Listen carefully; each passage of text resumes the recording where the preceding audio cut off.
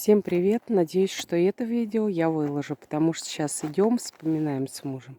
Когда же мы приходили в лес к родничку? Это было 7 марта. Я даже поздравляла девчонок, а потом не выложила. Сейчас я опять хрипая, приболела, но все равно хочется поделиться такой красотой. Немножечко, конечно, ветрено, но так вот вообще такие видочки и такой вот солнечный день вообще весенний. Все равно вот снег полно, видите, у нас в Тамбовской области.